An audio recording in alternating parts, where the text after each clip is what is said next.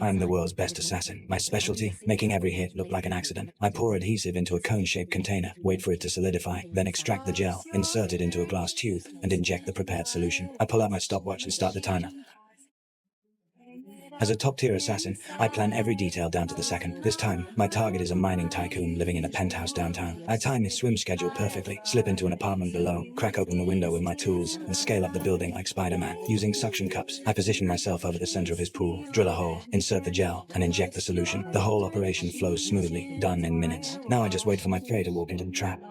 Baby, bring it up inside.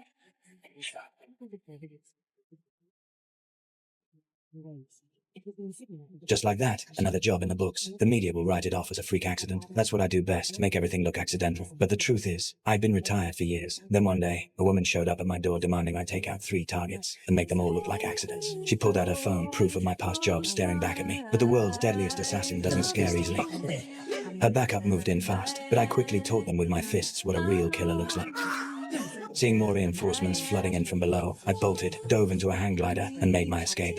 I ended up in Thailand, living a quiet life for a while, but they tracked me down, and they'd kidnapped my girlfriend. I had no choice but to take the job. After taking care of the businessman at the pool, my next target was an arms dealer. He controlled half of Africa's weapons trade, which meant he had enemies everywhere. To avoid his rivals, he'd hold himself up in prison. The prison sat on a remote island, and he had bodyguards watching him around the clock. But I figured out a way in. I wrapped explosives in chewing gum, pressed and trimmed the edges, repackaged everything, then stuffed the detonator into a cigarette along with a tracker. Next, I squeezed shark repellent into a hair gel container, tattooed myself to match a wanted criminal's ink, and forged fake papers. Then I hit the streets, got drunk, started some trouble, and made sure the cops found my fugitive ID. Just like that, I got myself thrown into prison with all my gear smuggled in. Even though the arms dealer had constant protection, plenty of inmates wanted him dead. One day, an inmate removed his prosthetic leg, revealing a hidden blade, and charged straight at the boss. That was my opening. I quickly drew my blade and stopped the attacker. The move earned me the arms dealer's trust. He even invited me to dinner. What he didn't know was that I was there to kill him too. He just wouldn't see it coming. During our private conversation, I struck from behind, knocked him out cold, and forced poison down his throat to stage an accidental poisoning. His guards outside heard the commotion and tried to come in. I made up an excuse, told them the boss was praying. When they saw him in a prayer position, they bought it. Next, I moved to the prison's perimeter wall and pulled out my pre-planted supplies. That's when the guards spotted me on the surveillance cameras. I stuffed the chewing gum into the wall,